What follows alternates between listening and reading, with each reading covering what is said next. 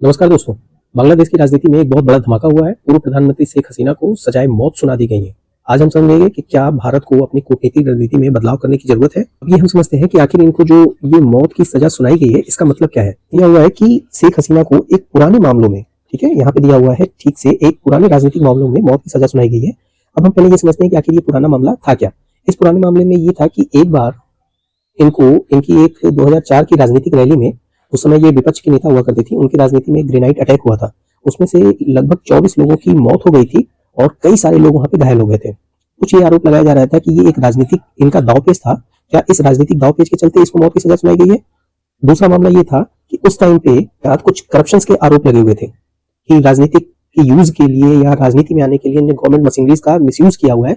इस मामले को लेते हुए वहां की कोर्ट ने एक संज्ञान लिया और इसके बाद इनको यहाँ पे मौत की सजा सुनाई गई। कि मौत की सजा सुनाने के बाद अब भारत के सामने क्या क्या चुनौतियां सामने आके निकल रही है।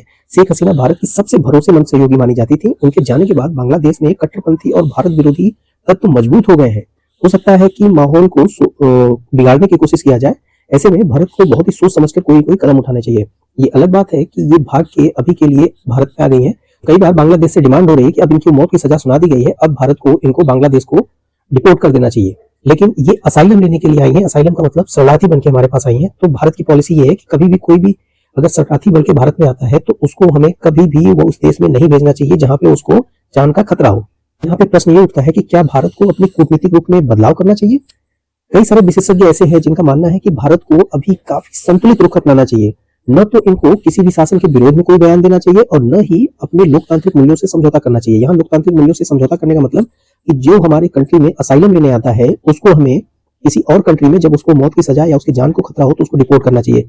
ये हमारी लोकतांत्रिक नीति है। और जबकि कूटनीतिक नीति का मतलब यहाँ पे ये होता है कि बांग्लादेश और भारत के बीच में शेख हसीना के टाइम से और इनके पिता शेख मुजीबुर रहमान के टाइम से भी काफी ज्यादा हमारे यहाँ पे दोनों कंट्री के बीच में जो रिलेशनशिप था वो काफी अच्छे हुआ करते थे। हमारे यहाँ ट्रेड अच्छे हुआ करते थे, हमारे बॉर्डर रिलेशंस अच्छे हुआ करते थे।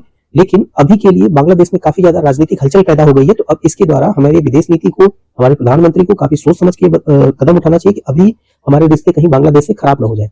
एक बार ऐसा ही हुआ था जब अफगानिस्तान में अचानक से अगस्त के महीने में तालिबान का शासन आया था, तो हमने काफी ज्यादा विरोध का सामना किया था।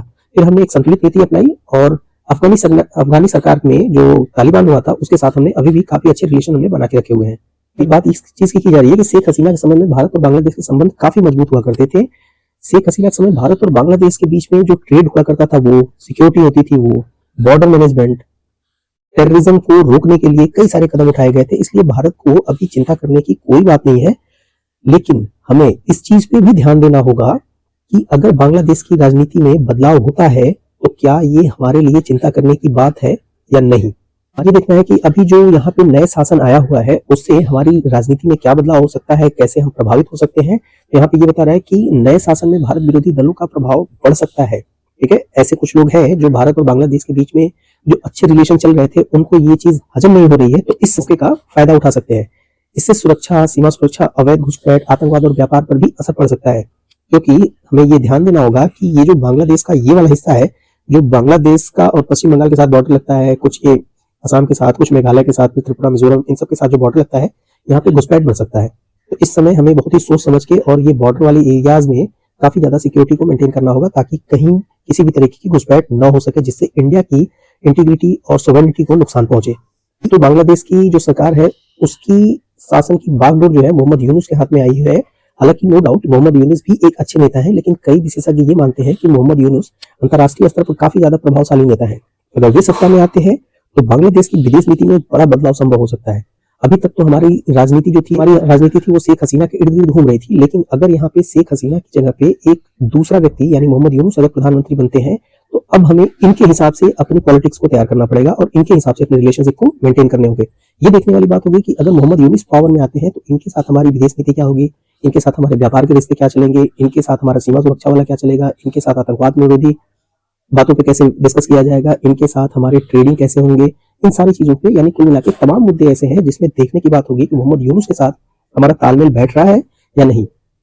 अब सबसे बड़ा सवाल ये उठता है कि भारत और बांग्लादेश के बीच में जो व्यापार का सवाल है वो क्या होता है। दोनों देशों के बीच में व्यापार 2024-25 में पहले से ही काफी धीमा पड़ा हुआ है। यानी जब से बांग्लादेश में शेख हसीना की सरकार गिरी है और ये भारत आके रहने लगी है तब से ही भारत और बांग्लादेश के बीच में राजनीतिक हलचल पैदा हो गई है और इससे जो ट्रेड है हमारे देश का वो काफी ज्यादा डिक्लाइन हो गया है। हालांकि जो बांग्लादेश है वो टेक्सटाइल में तो काफी ज्यादा आगे है, कई सारे टेक्सटाइल जो होते हैं वो बांग्लादेश में इंडिया में इंपोर्ट किए जाते हैं। लेकिन अभी देखने वाली बात होगी कि वहां पे किसकी सरकार बनती है, क्या होता है।